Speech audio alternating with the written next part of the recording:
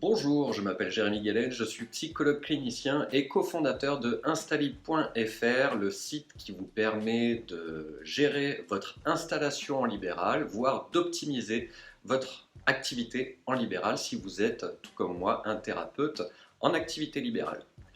Aujourd'hui, nous allons parler du cadre de consultation et en quoi est-ce que c'est vraiment quelque chose que je rabâche sans cesse à nos étudiants de la formation, c'est à quel point c'est fondamental, fondamental, fondamental et très très important.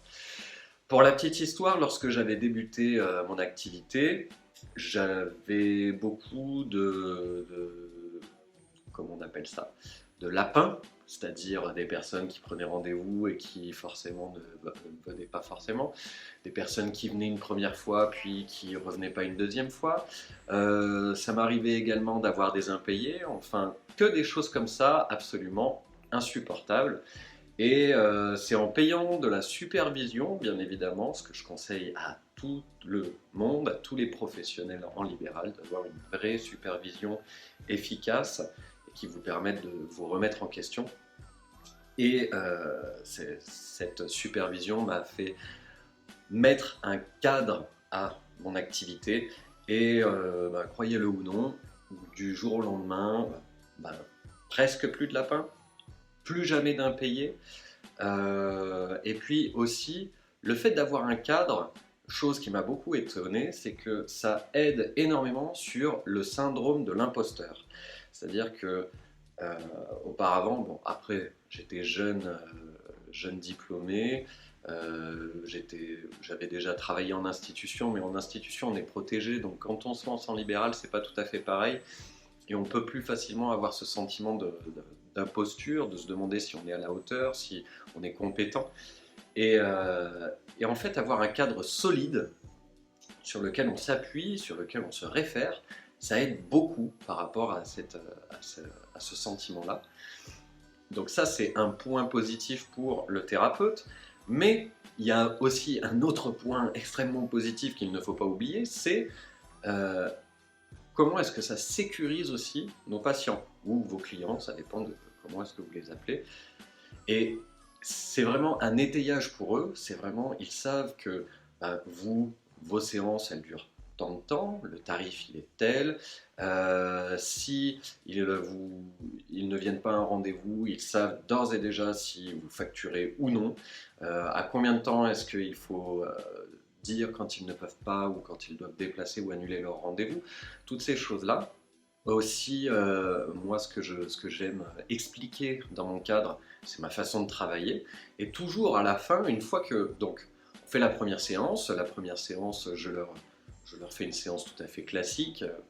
Je travaille de la même façon que je vais travailler sur les autres séances. Et justement, à la fin, je leur explique toujours quel est le prix de mes séances, quelle est la durée des séances. J'énonce toujours le cadre à la fin, c'est-à-dire que j'ai toujours ma petite routine, c'est je suis soumis au secret professionnel. Je sais que ça n'est pas vrai dans le cadre de la loi, mais moi je me l'impose, donc je leur dis comme ça. Je suis soumis au secret professionnel, tout ce que vous dites ici reste ici, je n'ai pas le droit de le communiquer, mes notes sont confidentielles au point que même vous n'y aurez jamais accès. Je leur donne aussi 2-3 autres informations, je leur explique ma façon de travailler, je leur ai dit voilà, vous avez pu voir durant la séance que j'ai agi comme ci, comme ça, c'est parce que je me réfère comme ça, comme ça. Et à la fin, je leur dis toujours, est-ce que vous êtes d'accord avec ça? Est-ce que ça vous convient?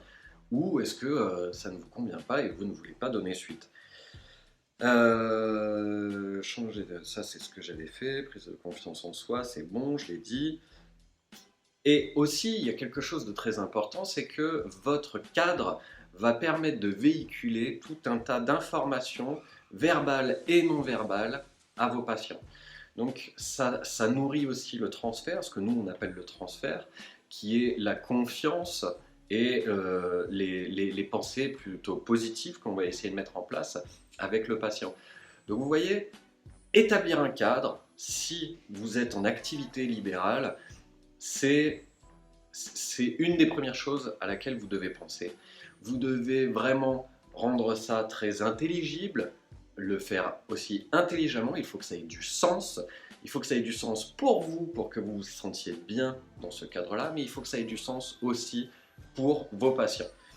Donc voilà, je vous ai dit tout ce qu'il y avait d'important, je pense, par rapport à l'importance du cadre quand vous êtes en activité libérale, parce que vous n'avez pas de hiérarchie, vous n'avez pas de structure, vous n'avez pas une institution qui vous offre ça, donc c'est vraiment à vous de le faire, et c'est fondamental, comme je le dis et répète toujours.